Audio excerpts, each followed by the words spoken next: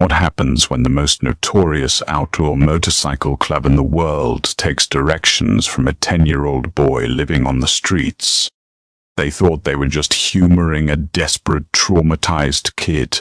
Instead, his crude charcoal map led them straight into the darkest, most terrifying crime scene in California history.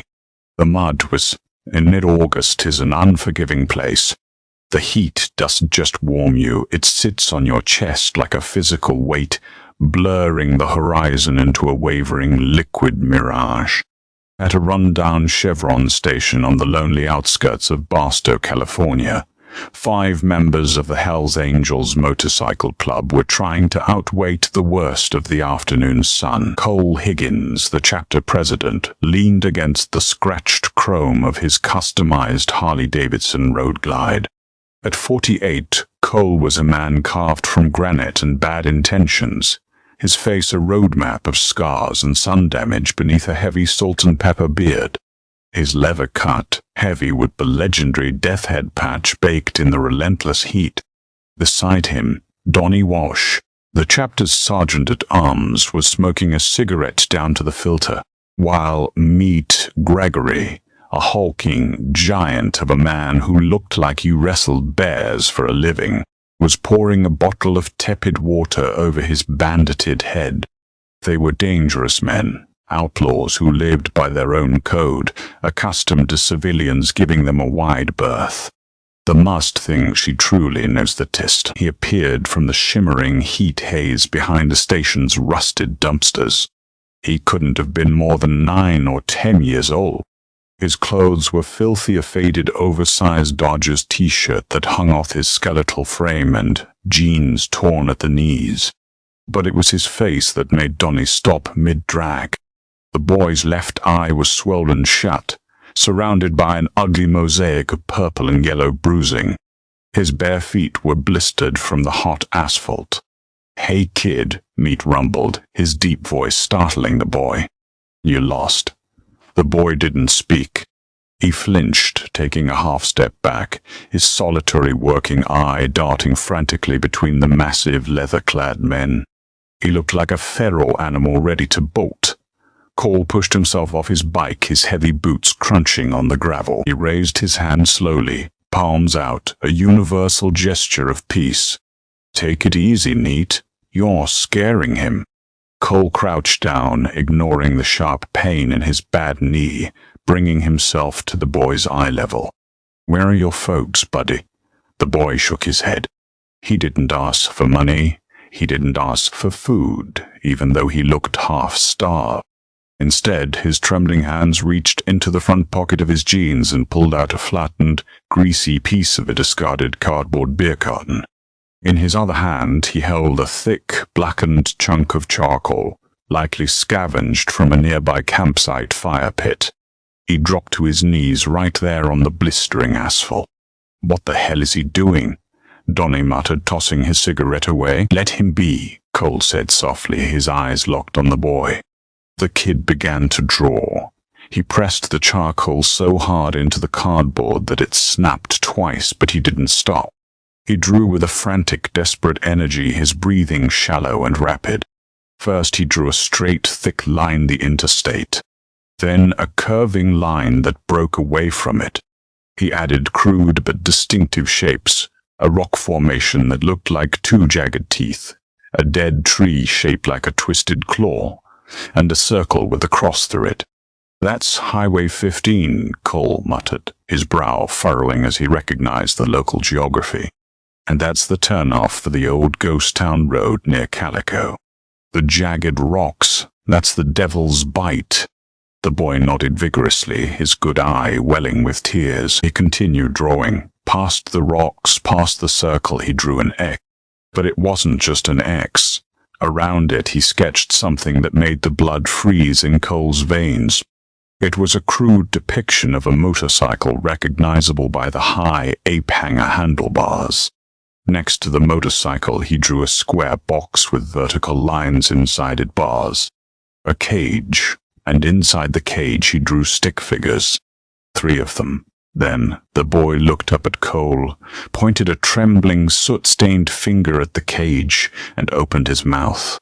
No sound came out, but the sheer, unadulterated terror in his expression spoke volumes.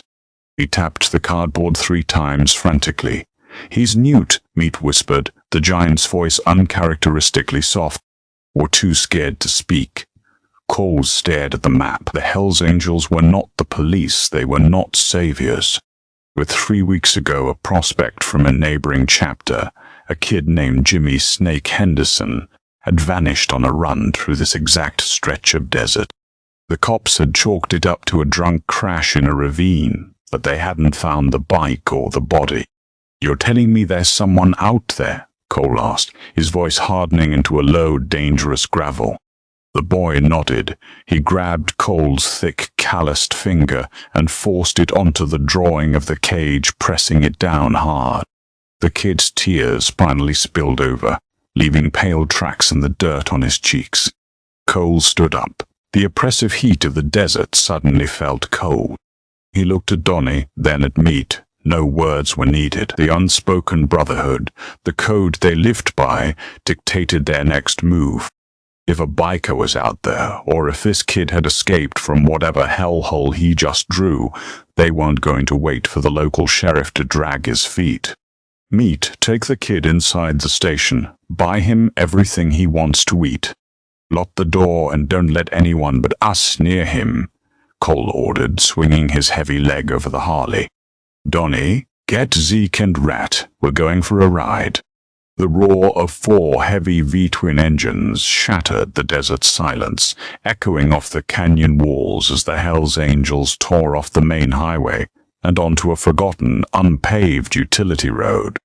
Cole led the pack, the cardboard map tucked securely into his leather vest. Dust plumed behind them, a massive choking cloud of alkaline sand that coated their bikes and their teeth. The terrain was brutal. Potholes the size of craters and jagged rocks threatened to blow their tires at every turn. But Cole pushed the speed, the heavy road glide bucking and sliding under him. The boy's desperate, bruised face was burned into his mind. 10 miles in, the landscape became utterly desolate. There was no cell service here, no signs of life, just the unforgiving expanse of the Mojave. "There!" Donnie yelled over the wind and the engines pointing to the left. Rising from the desert floor was a massive split rock formation, the Devil's Bite. The kid's map was flawlessly accurate. Cole signaled the pack, banking hard onto an even smaller, overgrown trail that wound through a dry riverbed. The heat radiating from the canyon walls was suffocating, like riding through a blast furnace. They passed the dead, twisted Joshua tree. Then the rusted remains of an old water tower, the circle with the cross through it on the map. The trail ended abruptly at a sheer cliff face. Below them, hidden from any road or aerial view by an overhang of jagged red rock, sat the remains of an abandoned silver mining camp from the 1890s. Most of the wooden structures had long since collapsed into splintered, sun-bleached piles.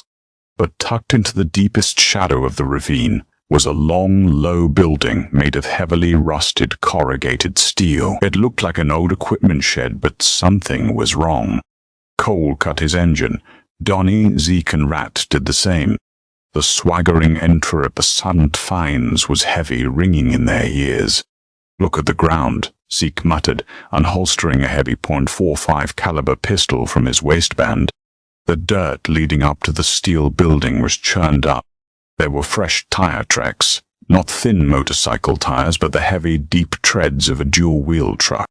And woven through those tracks were drag marks. Long, continuous scuffs in the dirt like heavy sacks of flour had been pulled toward the structure. Cole drew his own weapon, a snub-nosed revolver, and nodded to his brothers. They moved with a silent, terrifying efficiency, fanning out and approaching the building from different angles. They were outlaws, veterans of brutal street wars. They knew how to flank a potential enemy. As they closed the distance, the smell hit them. It wasn't just the smell of decay. It was a suffocating chemical stench bleach, raw sewage, and the distinct coppery tang of old blood. It seeped through the cracks in the corrugated steel, thick enough to taste. Rat, the youngest of the group, gagged and pulled a bandana up over his nose. The heavy steel door of the building was chained shut from the outside with a massive, heavy-duty master lock. Cole gestured to Donnie. Donnie stepped forward, pulled a heavy steel crowbar from the saddlebag of his bike, and wedged it into the hasp. With a grunt of exertion, the veins in his neck bulging, Donnie threw his massive weight against the bar. The rusted metal of the building groaned, and with a sharp crack, the hasp tore free from the decaying steel. Cole kicked the door inward. It swung back, banging loudly against the wall, revealing a pitch-black interior. The heat inside the building was a physical assault, easily topping 120 degrees. The bikers kicked on heavy tactical flashlights, the powerful beams cutting through the dancing dust motes. At first it just looked like an old garage, rusted mining equipment, a broken generator. But then Cole's beam swept to the far corner, and his breath caught in his throat. Sitting under a rotting tarp was a customized Harley-Davidson. The chrome was dulled with dust, but the custom blue flame paint job was unmistakable. It was Snake Henderson's bike. "Jesus Christ," Zeke whispered. But Snake wasn't there. Instead, right behind the motorcycle, the flashlights illuminated a heavy iron grate set into the concrete floor. It looked like an old storm drain or a ventilation shaft, but it had been recently modified. A brand-new, heavy-duty padlock secured it, and from beneath the grate, barely audible over the sound of their own ragged breathing, came a sound that made the seasoned bikers freeze. It was a whimper, a soft, raspy, dehydrated sobbing. Cole knelt by the grate, shining his light down into the darkness. The beam illuminated a concrete drop of about 10 feet, leading down into what looked like an old subterranean storage bunker. As his eyes adjusted, the shadows below shifted. The kid's drawing of a cage hadn't been a metaphor. Below them, crammed into a rusted, makeshift iron cell, were people. They were huddled together in the filth, squinting out blindly at the glaring flashlight beam. They were emaciated, covered in dirt and sores, staring up with hollow, terrified eyes. And there weren't just 3 of them. There were at least a dozen. Women, teenagers, and men. And lying motionless in the corner of the cage, wearing the shredded, blood-stained remains of a leather vest, was Snake Henderson. "Donnie," Cole said, his voice dropping to a terrifying, dead calm. "Get the bolt cutters from the saddlebag, now." They hadn't just found a missing biker. The homeless kid's map had led the Hells Angels straight into the heart of a massive, active human trafficking ring, and judging by the sound of a heavy diesel engine suddenly rumbling to life somewhere up the canyon road, the people who ran it had just come back. The rumble of the diesel engine wasn't just loud. It vibrated through the rusted corrugated steel of the building and up through the soles of their boots. The heavy grinding sound of gears shifting echoed off the narrow canyon walls of the Devil's Bite, followed by the unmistakable crunch of heavy tires rolling over dry, baked gravel. Cole Higgins didn't hesitate. Survival in his world wasn't about luck, it was about instinct and overwhelming force.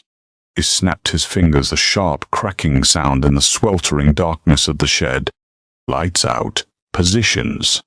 "Now," Cole hissed, his voice leaving absolutely no room for debate. The powerful tactical flashlights clicked off, plunging the shed back into a suffocating, terrifying gloom. Only a few dusty shafts of sunlight pierced through the bullet holes and rusted seams of the roof, illuminating swirling vortexes of alkaline dust.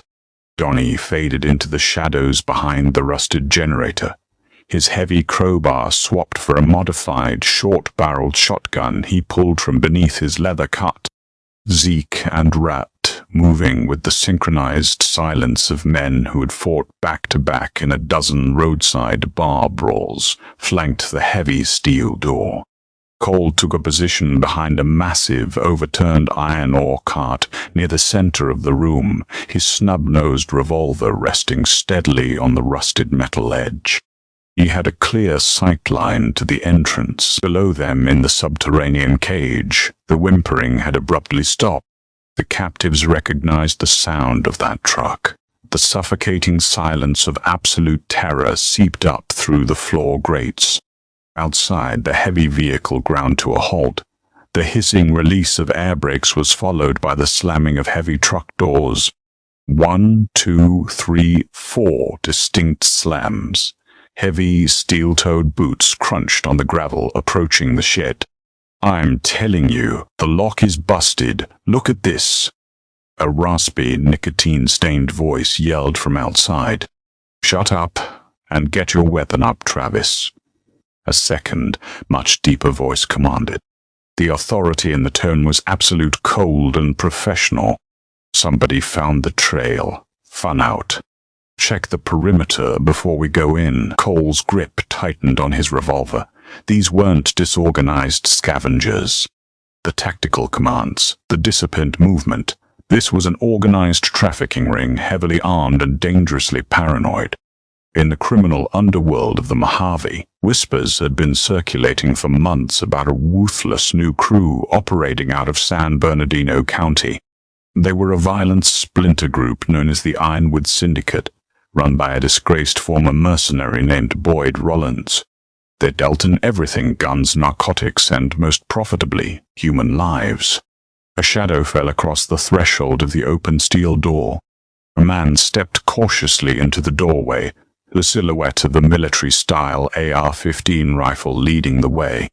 He wore tactical gear over dusty jeans, a filthy bandana covering his face. He took one step into the sweltering heat of the shed. It was his last mistake. Zeke lunged from the blind spot behind the doorframe. He didn't fire his weapon. Gunfire would give away their numbers. Instead, Zeke swung a heavy steel motorcycle chain wrapped around his fist.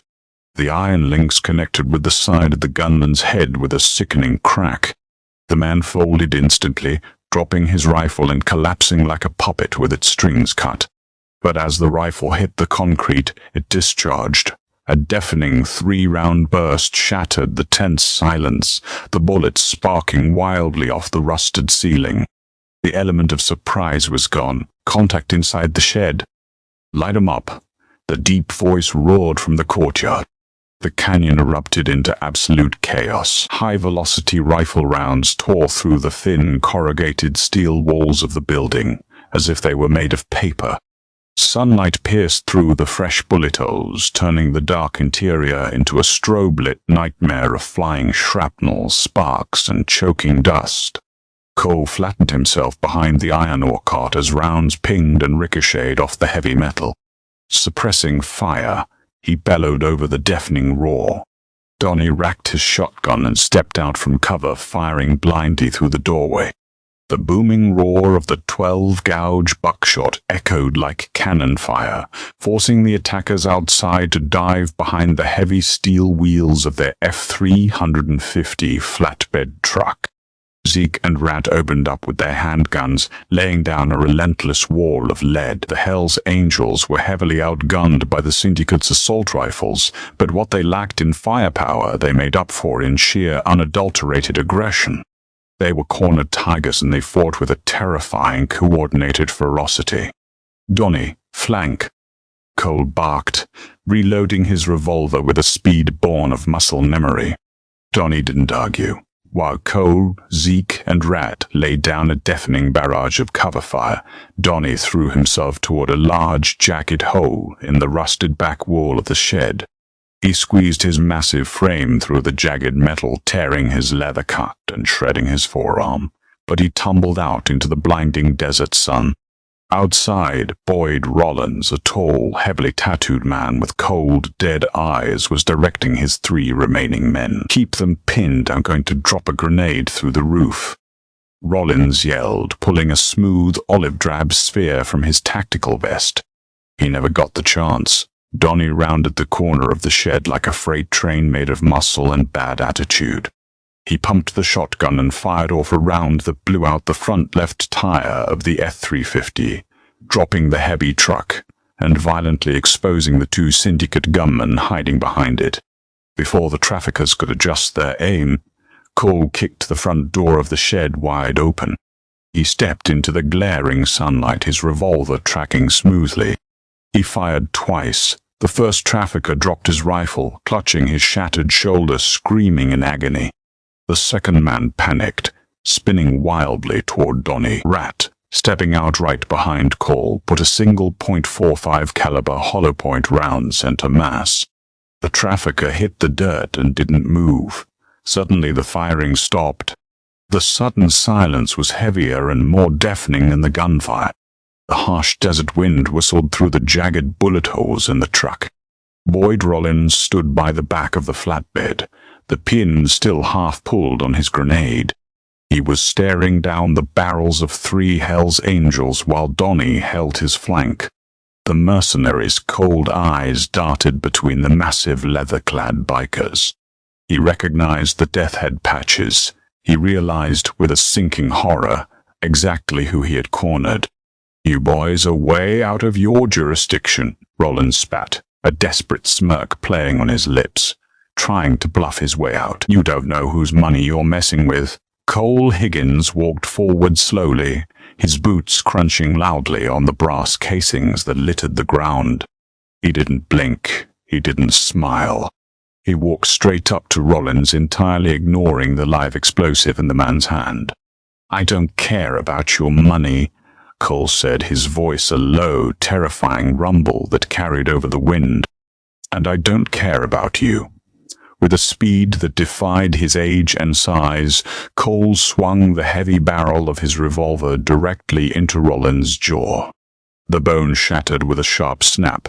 Rollins collapsed, the grenade rolling harmlessly into the dust, the pin still intact. Donnie casually stepped forward and kicked the explosive away before zip-tying the unconscious mercenary's hands behind his back with industrial plastic cuffs he kept in his saddlebag. The courtyard was secure. The threat was neutralized. Cole didn't pause to celebrate. He turned sharply back to the bullet-riddled shed. "Get the bolt cutters, now." The heat inside the shed had grown even more oppressive, filled now with the acrid stench of cordite and pulverized concrete.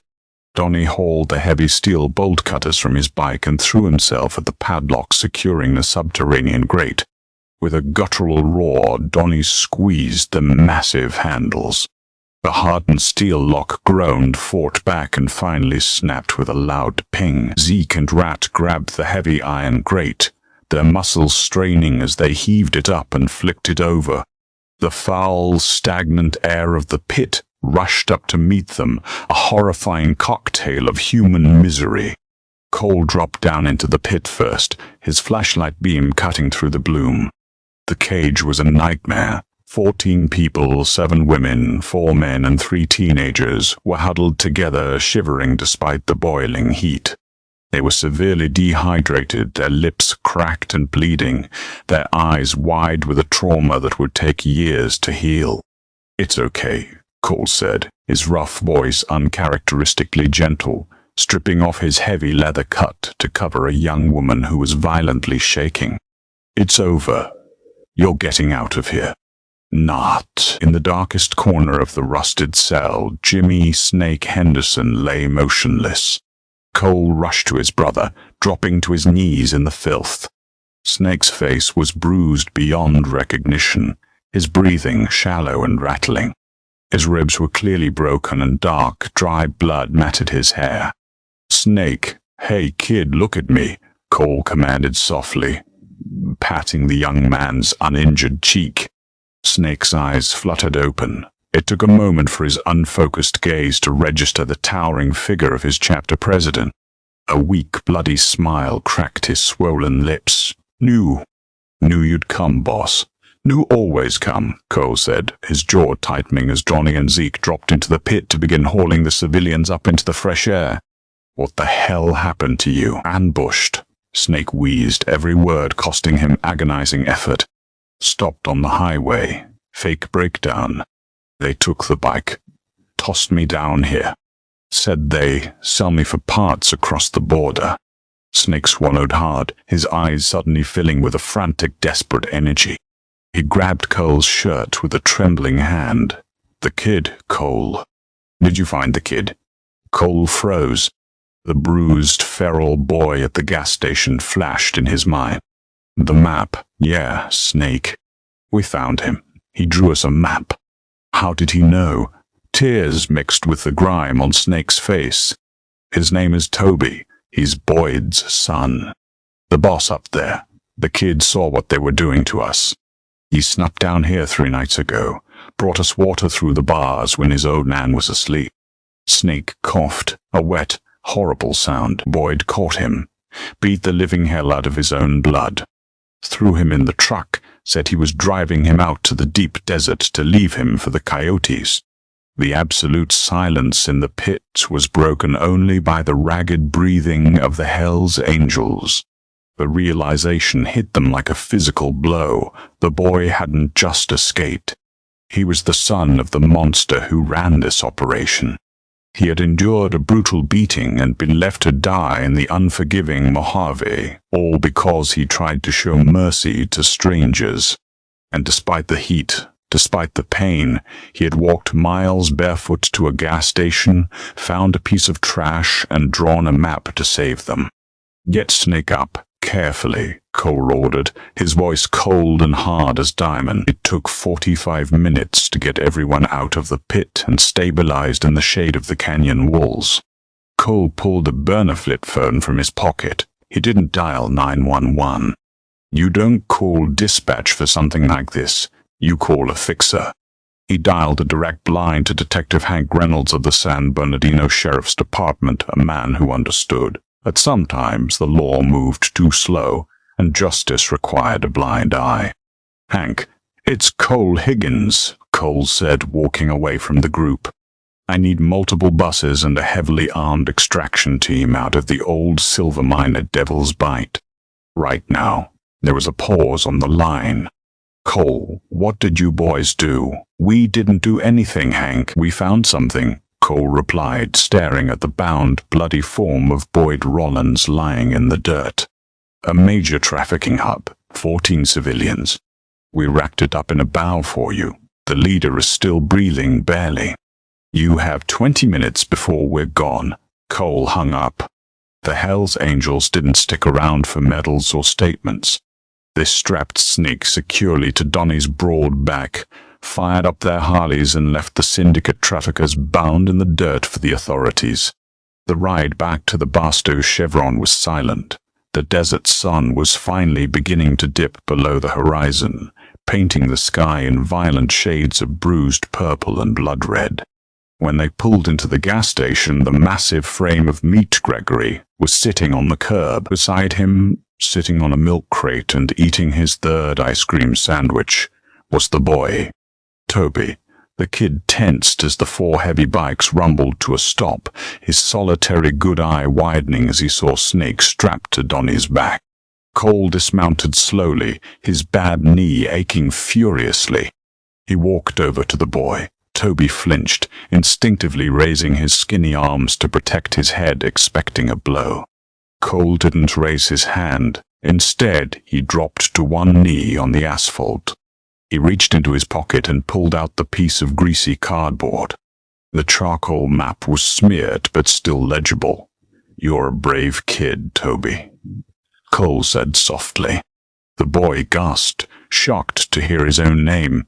"You saved a lot of lives today, including my brother's." Toby stared at Cole, his lower lip trembling. The tough, silent exterior he had built to survive his father finally cracked. He dropped his ice cream and threw his thin arms around Cole's massive neck, burying his face in the dirty leather of the biker's vest, sobbing uncontrollably. Cole awkwardly but firmly wrapped his giant arms around the frail boy. He looked up at his men. Meat, Donnie, Zeke, Rat, and the battered Snake all nodded silently. The unspoken code of their brotherhood had just expanded. "Nobody touches this kid ever again," Cole whispered into the evening air. a solemn vow that carried the weight of the entire Hells Angels Motorcycle Club. He rides with us now. This incredible story proves that heroes don't always wear badges. Sometimes they wear heavy leather cuts and ride Harley-Davidsons. A 10-year-old's immense bravery and a notorious biker club's unbreakable code brought down a nightmare. If this gritty, real-life tale of survival, loyalty, and justice kept you on the edge of your seat, hit that like button, share it with your friends, and subscribe to the channel for more unbelievable stories.